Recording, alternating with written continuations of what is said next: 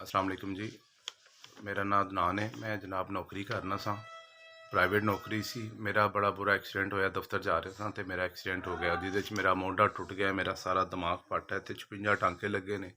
मेरी लत्त की हड्डी टुट गई है तो मैनू लंगड़े आदमी नू नौकरी ते भी कोई नहीं रखता।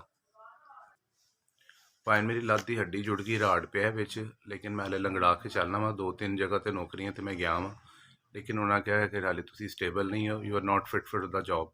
तो लिहाजा मेरी नौकरी कोई नहीं है। किराए का घर है मेरा, 4 बच्चे ने मेरे, 2 बेटियां ने 2 बेटे ने।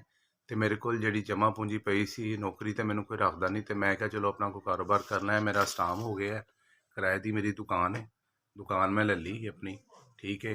हूँ मेरे को जोड़े फिलहाल माल पान जोगे कोई पैसे नहीं है ने। इस वास्ते तुहाडे अगे गुजारिश है कि मेहरबानी कोई मेरी हैल्प की जाए ताकि मैं अपने 20 बच्चों की रोटी कमा सका। छोटे छोटे मेरे बच्चे ने, पैसों का मैं पता किया लेकिन वो जनाब मैनू सूद ते मिलते पे ने, तो बैंक तो भी 1-2 कशफ वाले को भी, लेकिन कोई जड़ा ना उस हिसाब नाल मेरा हिसाब किताब नहीं बनता पाया, ना मैं ला सकना वा। मेरा माइंड है कि चलो मैं दुकान ले लीए, को मैं लंडे का काम शुरू करके ताकि बह के अपने बच्चों की रोटी कमा सका। टुर फिर जड़ा ज़्यादा क्योंकि मैं चल नहीं सकना वा, तो मैं लंडे का चाहना काम कर लवां बैठ के।